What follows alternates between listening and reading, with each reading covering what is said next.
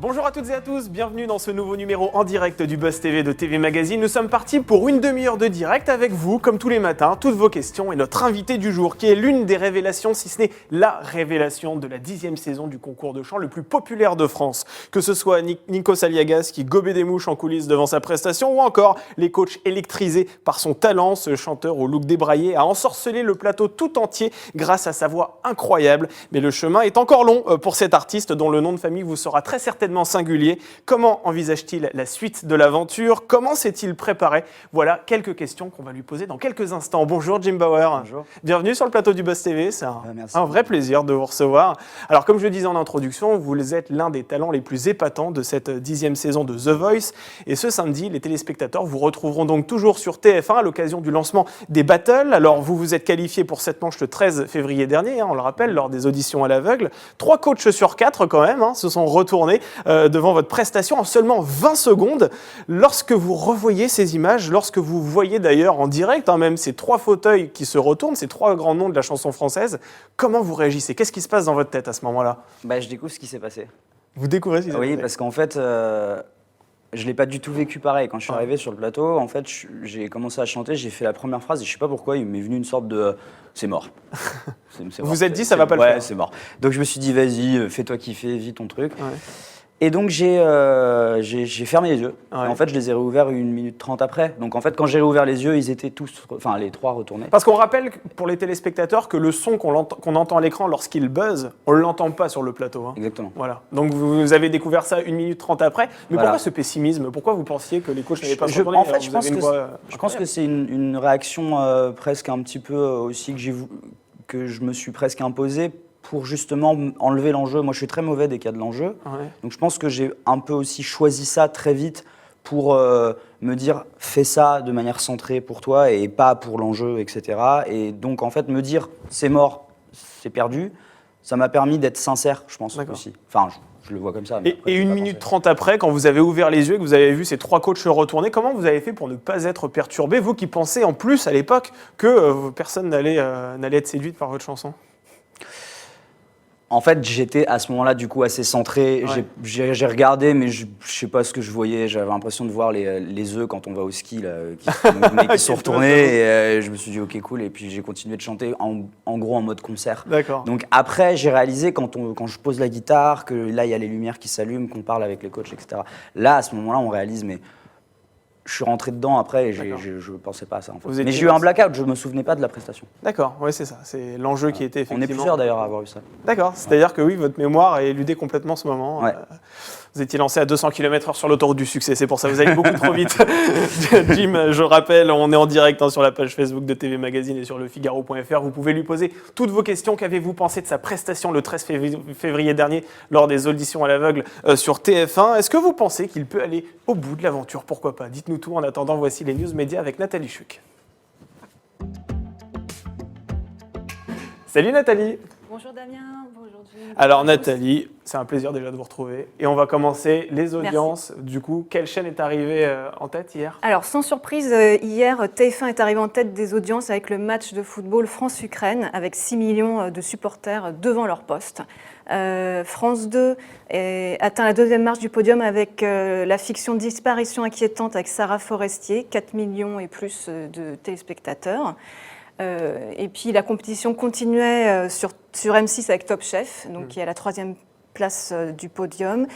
Et en 4e, on peut souligner Des racines et des ailes, qui a un petit score légèrement en baisse avec une petite escapade en Bourgogne.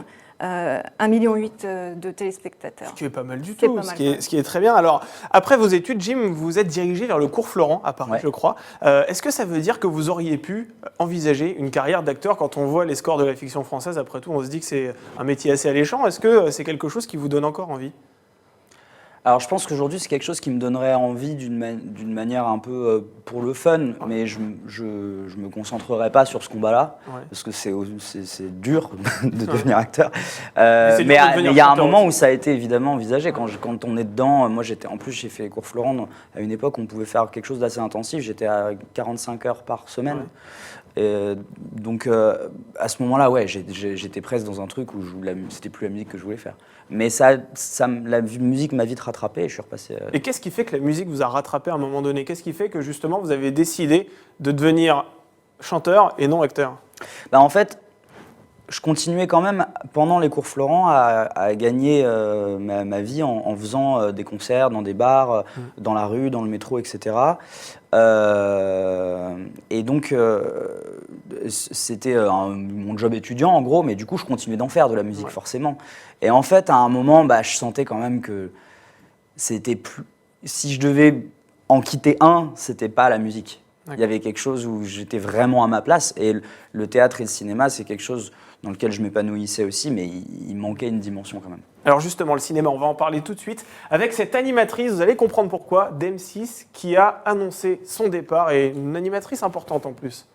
Oui, Damien. Alors oui, on va parler de cinéma à un moment donné. Donc voilà, qu'est-ce qui se passe? Julia Vignali a décidé de mettre un terme à son contrat avec M6 et par conséquent à l'animation de Meilleur Pâtissier, mais aussi de l'émission de dating Mon Admirateur Secret. L'animatrice avait rejoint le groupe M6 en 2017 pour remplacer Faustine Bollard, partie sur France Télévisions. Donc à 45 ans, Julia Vignali a décidé, je cite, de voler de ses propres ailes vers de nouveaux projets qui lui tiennent à cœur. Alors, il s'agit notamment d'écriture de fiction, en effet, pour le petit et grand écran, via sa boîte de production Conquista Prod. Julia Vignali a déjà aussi lancé l'écriture d'un long métrage avec son compagnon, l'acteur Can Meran. Donc voilà, en attendant, on la reverra quand même sur M6, qui devrait bientôt diffuser la saison 4 du Meilleur Pâtissier et les professionnels. Donc ne vous inquiétez pas, les amateurs, Julia reste quand même à son poste sur cette émission. D'animatrice, c'est ça. Alors comme Le Meilleur Pâtissier, The Voice a aussi des déclinaisons. Il y a cette version enfant qui est diffusée aussi régulièrement sur l'antenne de TF1. On a aussi l'Eurovision Junior, par exemple, dans les déclinaisons de concours. Qu'est-ce que vous pensez, vous, des concours qui mettent en scène des enfants? Est-ce que vous trouvez que parfois c'est un peu trop tôt pour eux? Vous qui avez refusé, je crois, pendant 10 ans de participer à The Voice, est-ce que vous pensez que c'est une bonne idée de mettre sous la lumière des projecteurs des enfants qui parfois ont une dizaine d'années? Je pense que ça dépend de quoi on parle. Je pense que je suis plutôt d'accord avec la tranche 14-18. D'accord. Ou 13, enfin voilà, même 13-18. Ça va, c'est des adolescents. Mais c'est vrai que toute la partie 6-12, je trouve que c'est encore un peu jeune. C'est violent quand même, ces choses-là. Donc il faut quand même avoir déjà un peu de bouteille. Et puis même aussi, le seul truc aussi qui peut me déranger avec ces trucs-là, des fois, c'est que je trouve que c'est trop tôt pour être en compétition. Ouais. Est-ce que vous pensez qu'un enfant ne peut pas gérer le stress et les enjeux liés à une compétition? Je pense aussi qu'il ne faut pas voir tout comme ça, en fait. Donc c'est trop tôt pour en avoir un peu le recul. Nous, je vois quand on est dans The Voice, là, on est dans un état d'esprit qui n'est pas du tout compétitif. On crée toute une équipe, toute une famille, on se voit, on boit des coups. Même là, dans la battle, on n'était pas du tout en mode battle, on était en mode duo. On faisait tout pour que l'autre soit au mieux, au top, etc. Donc, c'est pas... C'est une émission de télé, elle a besoin de cet aspect compétitif pour que ce soit... de l'entertainment en gros, mais par contre, je pense que pour des enfants, ils peuvent perdre un petit peu ce recul-là et trop penser à qui gagne, qui perd. Ça reste subjectif quand même, la musique. C'est de la compétition, mais néanmoins bienveillante. Voilà, c'est très bienveillant, etc. Et je pense qu'ils sont très bien pris en main et qu'on leur inculque quand même ces valeurs-là dans l'émission. Mais voilà, après, moi, mon avis, c'est que je pense qu'en dessous de 12 ans, c'est un peu jeune. C'est un peu jeune. Allez, on termine ces infos médias avec l'arrivée d'une animatrice. Toujours, on parle d'M6, Nathalie. Oui, encore M6, donc il y a un joli chassé-croisé. Donc selon nos informations, Marie Portolano rejoindra le groupe M6 le 1er avril. Ce n'est pas un poisson, Damien. Non, c'est pas une blague, effectivement. Donc voilà, l'animatrice transfuge de Canal+ se trouverait en pole position justement pour remplacer Julia Vignali aux manettes du Meilleur Pâtissier. Donc on en parlait il y a quelques instants. Un choix judicieux qui s'inscrirait dans la lignée des précédentes animatrices, Faustine Bollard et donc Julia Vignali. La chaîne penserait à elle, en tout cas, quoi qu'il arrive, pour la présentation de divertissement. Mais ce n'est pas tout. Selon nos informations, l'ex-chroniqueuse du Canal Football Club devrait tenir un rôle majeur dans le dispositif qui sera déployé à l'occasion des prochaines compétitions internationales de football, car on le rappelle, M6 et TF1 se partagent les droits de diffusion de matchs. Exactement, football. à savoir que l'Euro de football est organisé à l'été prochain, donc effectivement il y aura sans doute un dispositif qui sera déployé sur les antennes du groupe M6. Alors Marie Portolano, on en a récemment parlé notamment pour son documentaire « Je ne suis pas une salope, je suis journaliste » qui a été diffusé dans le cadre du Canal Football Club le week-end dernier sur Canal+. Est-ce que vous sentez, avec ce mouvement de libération de la parole de la femme, que les rapports entre les hommes et les femmes sont en train de se modifier? Vous qui faites partie du monde des artistes, vous qui êtes chanteur, est-ce que vous sentez vraiment que maintenant il y a une vraie différence dans la façon dont on appréhende les femmes, dont les femmes appréhendent les hommes? Est-ce que vous voyez qu'il y a une bascule qui s'opère depuis quelques années maintenant et le mouvement MeToo notamment? Oui, évidemment, mais en fait, j'ai plutôt l'impression que c'est plutôt la façon dont moi, en tout cas ma génération et les plus jeunes, ont abordé le rapport aux femmes qui est hyper dans l'égalité et dans le respect. Enfin, je le vois comme ça de mon prisme, puisqu'a priori, voilà, je me semble être quelqu'un de sympa. Ouais. Mais et je pense que par contre, ça choque des générations peut-être plus vieilles qui ont des valeurs différentes. Ouais. Donc je pense que c'est plutôt un recalibrage. Je pense que c'est une façon pour des gens plus jeunes de faire valoir leurs valeurs, au-delà de l'aspect homme-femme. Moi, j'aime toujours un peu garder aussi une unité entre les hommes et les femmes. Donc je préfère le voir plutôt comme un conflit générationnel, presque que comme un conflit des deux sexes. Bien sûr, en tout cas, effectivement, ça va dans le bon sens et on sent qu'il y a des évolutions qui sont en train d'être faites en ce sens. On passe tout de suite à l'interview du Buzz TV. On va parler de The Voice, de ce fabuleux talent qui est avec nous en plateau et puis des battles qui commencent sur TF1.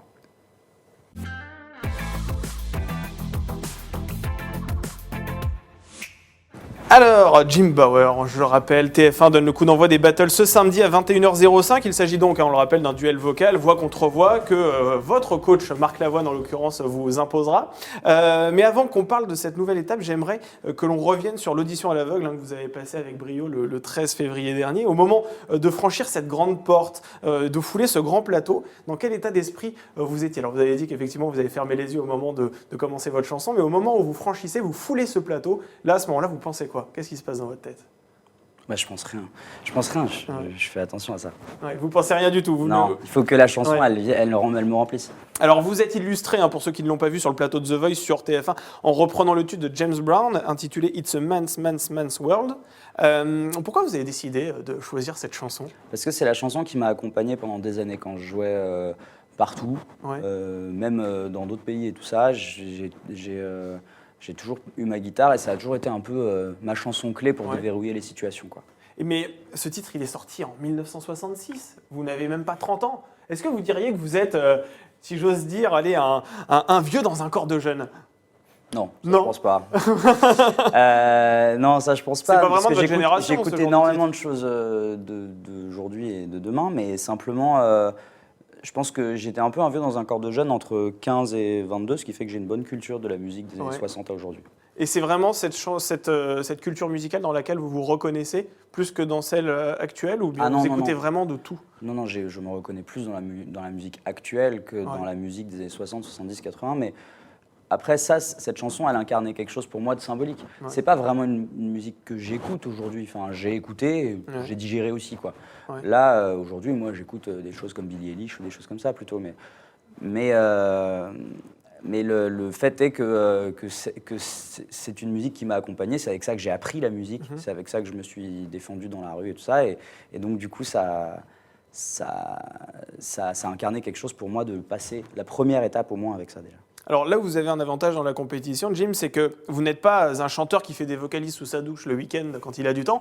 Vous êtes déjà dans le métier, vous avez sorti des singles, vous avez même collaboré, je crois, avec Florent Pagny et Slimane, qui est d'ailleurs coach dans ce programme, on le rappelle, Florent Pagny. Qu'est-ce que vous attendez de ce programme, sachant que vous avez déjà un pied dans cette... Ça me donne juste l'occasion de rectifier quelque chose. Ouais. Florent Pagny, j'ai composé pour lui, mais je ne l'avais jamais rencontré. Il y a plein de gens qui se demandent pourquoi ils ne me connaissaient pas sur le plateau. J'avais travaillé avec Slimane sur le titre et après Slimane l'a présenté le titre à Florent Pagny. Moi je connais Slimane. C'était un intermédiaire Slimane pour Florent Pagny, vous n'avez jamais rencontré? Je l'avais jamais rencontré, enfin je l'avais croisé mais on ne s'est pas calculé. Enfin, voilà, d'accord. C'est pas quelqu'un avec qui j'avais travaillé. J'avais effectivement composé pour lui mais par l'intermédiaire de Slimane. Mais pour quelle raison vous participez à The Voice? Parce que on se dit que vous êtes déjà chanteur, vous êtes déjà dans le métier. Quel est l'intérêt pour vous de participer à une telle émission? Bah, j'étais pas, enfin, je suis toujours pas, moi, un chanteur en avant. J'ai bossé pour les autres en tant qu'auteur-compositeur, dans la musique de film. J'ai eu un groupe qui avait un petit peu tourné, mais moi, je fais des choses très confidentielles. Ouais. Donc là, ça me permet aussi de faire un peu connaître mon travail. Ça me permet aussi de vivre un peu quelque chose d'autre pendant cette période un peu compliquée.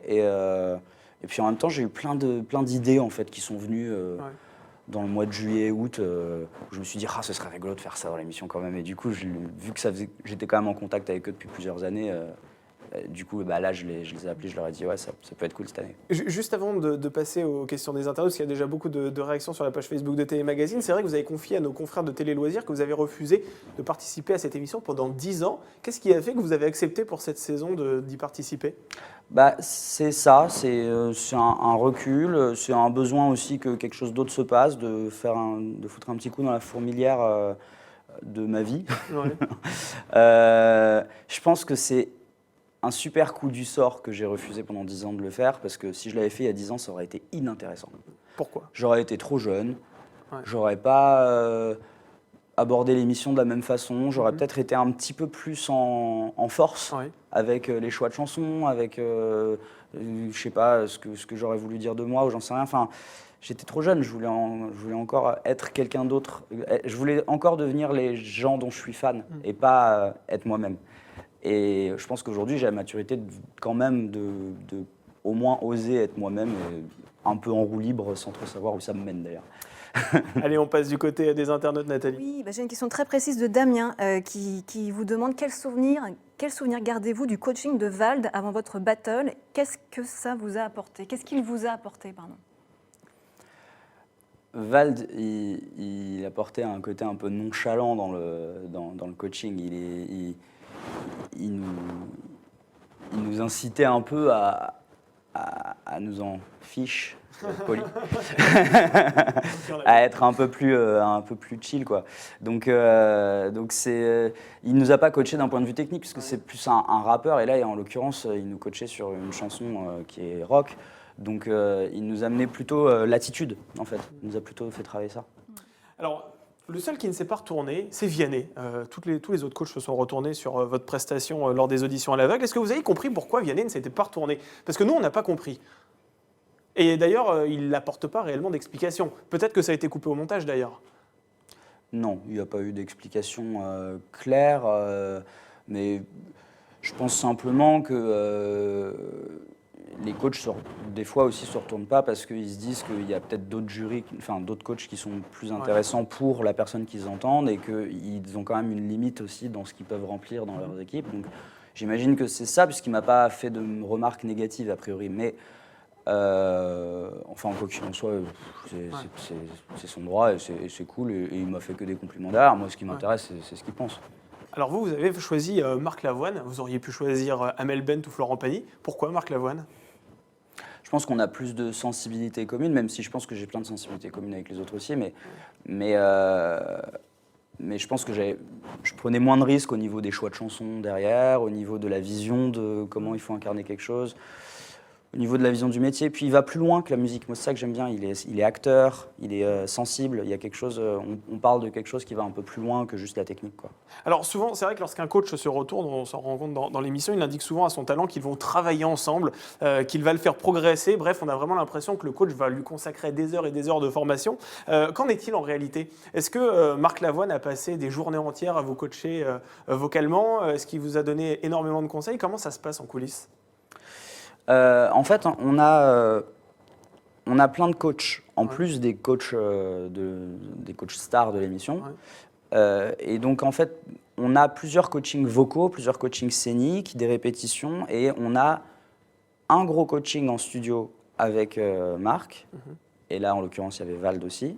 Et puis après, on a eu une deuxième grosse répétition où il est venu aussi nous encore plus rectifier, et où on a travaillé plus en profondeur, parce que là, le premier coaching était aussi un coaching un peu filmé, etc. Donc on avait moins le temps de bosser vraiment en profondeur le truc, et puis on découvrait la chanson, on n'avait pas encore répété, on n'avait pas encore tout ça. Donc voilà, c'est travailler comme ça. Mais il y a 2 gros coachings. Parce qu'il n'y a pas beaucoup de temps entre les 2 tournages. Hein. Allez, on retourne du côté des internautes, Nathalie, avec beaucoup de réactions. Hélène demande, à l'heure où les réseaux sociaux sont scrutés, à chaque fois qu'on est un petit peu connu, elle demande en fait, est-ce que vous avez eu besoin de faire un ménage de vos tweets Est-ce que vous craignez ce genre de... Non, je n'utilise pas Twitter. Pourtant, vous êtes sur Twitter. Ouais, j'y suis, mais j'y suis pour dire j'ai un concert là, j'ai sorti un clip. Mais c'est vrai qu'il y a eu quelques polémiques au cours des dernières années. Hein, l'affaire Ménel, on s'en souvient bien, il y a quelques années. Il y a également The Vivi, là, le rappeur aussi, qui a été exclu, je crois, de l'aventure à cause de tweets qui ont été exhumés, qu'il avait posté pourtant en 2017. Est-ce que ça, justement, vous avez fait le ménage, vous n'utilisez pas Twitter, mais Facebook, Instagram, est-ce que c'est à un moment donné, dans votre tête, vous vous êtes dit, bon, il va peut-être falloir que je regarde ce que j'ai mis auparavement? On nous a demandé de faire ça, donc on a tous fait ça. On a tous checké, voir si on n'a pas dit un truc, s'il n'y a pas un moment pendant une campagne politique où on a un peu trop balancé tout ce qu'on pense ou quoi. Enfin, s'il n'y a pas des conneries qu'on a dit à 16 piges, où on manque un peu de recul. Enfin voilà, on a tous vérifié. Après, on se connaît aussi. On sait si on vous a clairement demandé si c'était le cas de supprimer ce genre de ouais, post. mais moi, j'ai rien eu à supprimer. Ouais. J'ai supprimé par précaution des choses où je disais un peu trop mon avis, mais il n'y avait rien de choquant. Mais c'est juste parce que j'ai pas envie que les gens... Enfin, soudainement, ce qui était privé devient public, donc il y a des choses que j'ai pas envie que les gens sachent de moi. Oui, vous n'aviez pas spécialement envie que ça fasse polémique derrière, effectivement. Non, il n'y avait pas de polémique à avoir, mais c'est juste... les gens, ils n'ont pas à savoir pour qui je vote, quoi. C'est tout. Bien sûr. Alors, on va le rappeler aussi, vous êtes le fils de Nathalie Cardin et d'Axel Bauer, notamment connu, on le rappelle, pour ses chansons Cargo, Éteins la lumière et plein d'autres encore. À aucun moment, ce lien de parenté n'est mentionné, c'est vrai, dans votre portrait et puis même dans votre prise de parole face au coach. Pour quelle raison vous avez vraiment décidé volontairement de le cacher En fait, on n'a pas décidé de le cacher, puisque après, on savait que ce serait dit dans les médias. C'était déjà dit dans les médias, de toute façon, avant que je fasse l'émission. Donc c'est juste que moi je fais l'émission comme n'importe quel candidat, donc il n'y a pas de raison que je parle de mes parents comme n'importe quel autre candidat, sauf si ça a un intérêt dans mon édito. En l'occurrence là, l'histoire que moi je raconte, c'est mon histoire moi de mes 10 dernières années en tant qu'adulte, donc j'ai pas de raison d'aller parler de ça. Mes parents sont mes parents, ils me soutiennent comme des parents. Les gens aiment bien les ramener à leur statut de célébrité, mais c'est des êtres humains. Bien sûr. Justement, Cécilia demande, est-ce qu'à un moment donné, vous avez envisagé de prendre un pseudo par rapport à tout ce qu'on vient de dire? Ouais, quand j'étais plus jeune, ouais. Ah ouais. Quand j'étais plus jeune, j'avais un pseudo que je ne dirais pas parce que maintenant je m'en sers comme pseudo sur Internet de temps en temps. Ah oui, pourquoi faire du tout, ça nous intéresse. Non, mais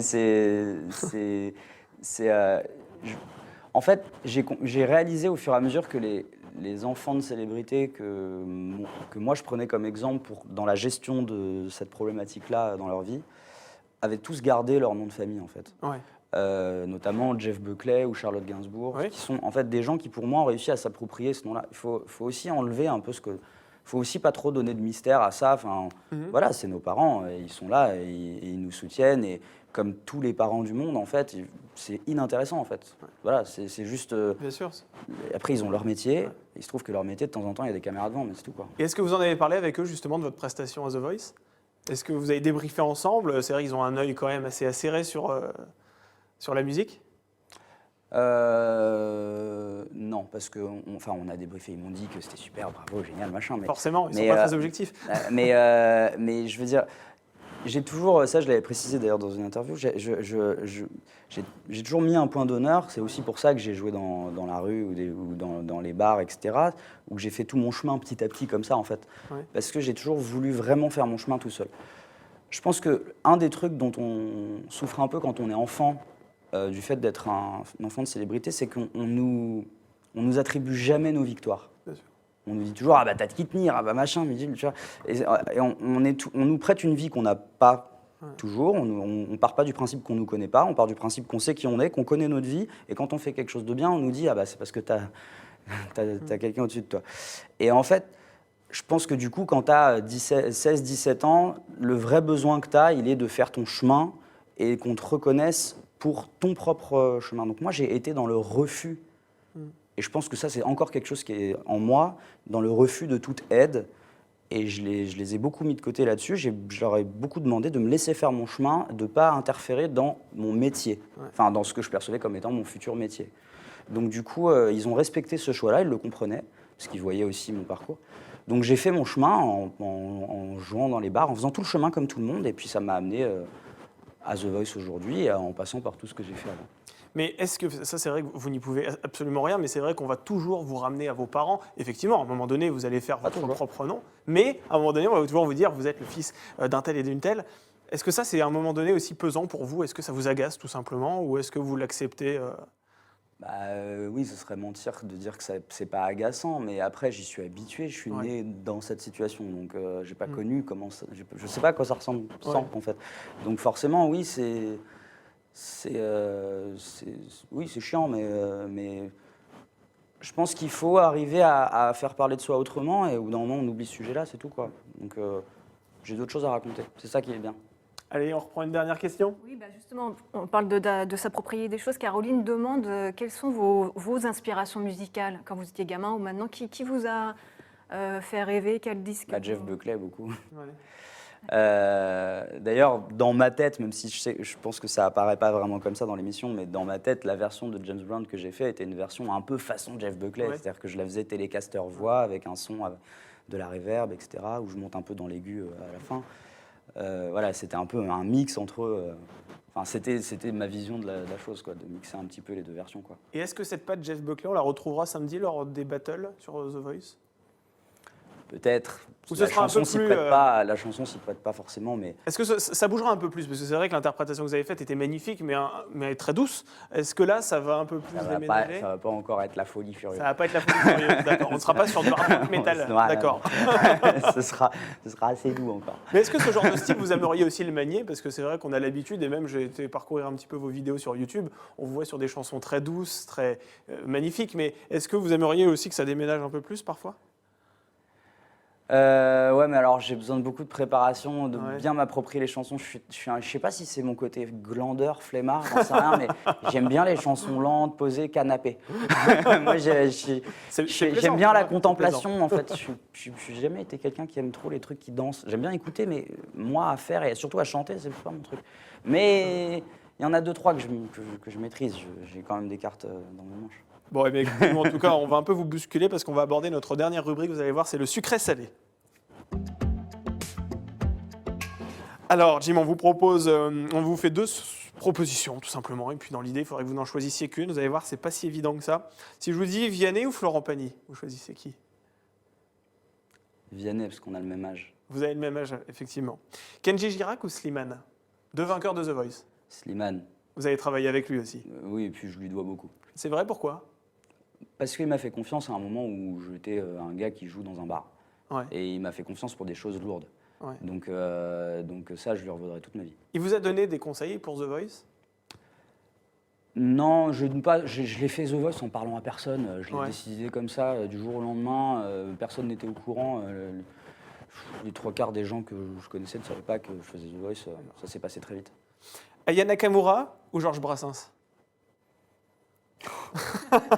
Vraiment 2 opposés. Hein. Aya Nakamura, parce que si je suis honnête, j'écoute plus Aya Nakamura que Georges Brassens, mais Georges Brassens, c'est quand même un auteur. Vous pensez D'ailleurs, c'est intéressant ce que vous dites, parce que récemment, il y a un député, alors je ne sais plus exactement son identité, mais qui avait déclaré sur les bancs de l'Assemblée nationale qu'elle faisait évoluer la langue française à sa manière. Vous êtes d'accord avec ça? Qu'Aya Nakamura, effectivement, elle participe au renouveau de la langue française. Elle est très raillée aussi. Non, elle fait connaître une évolution. Elle l'a pas fait évoluer, elle fait connaître une évolution qui est déjà là, que moi j'entends depuis que je suis tout petit. Et que tous mes potes utilisent déjà, et simplement, lui, il le découvre. Ouais. Mais c'est pas elle qui l'a fait, elle l'a fait connaître. D'accord, elle l'a popularisé. Le rock ou la soul? Allez, quand même le rock, parce que le rock emprunte plus à la soul que la soul en emprunte au rock. Merci beaucoup, Jim Bauer, pour votre honnêteté, votre franchise et puis d'avoir accepté notre invitation. Je rappelle que vous participez donc au Battle dans la 10e saison de The Voice. Ce sera ce samedi à 21h05 donc sur TF1. Merci encore d'avoir accepté notre invitation. Merci Nathalie pour ces news médias et puis d'avoir fait l'interface entre les internautes et ce plateau. Et on se retrouve comme tous les jours demain avec un nouveau Buzz TV. Cette fois-ci, c'est la présentatrice d'une émission qui est très très regardée sur France 5. C'est l'une des émissions d'ailleurs les plus regardées d'un magazine de bande. Il s'agit de C'est à vous. Demain, nous recevons Anne-Elisabeth Lemoine. D'ailleurs, d'ailleurs, qui fait la couverture de TV Magazine. J'espère que vous serez nombreux pour lui poser toutes vos questions. En attendant, on vous souhaite une excellente journée et donc à 9h pour un nouveau Buzz TV. Super.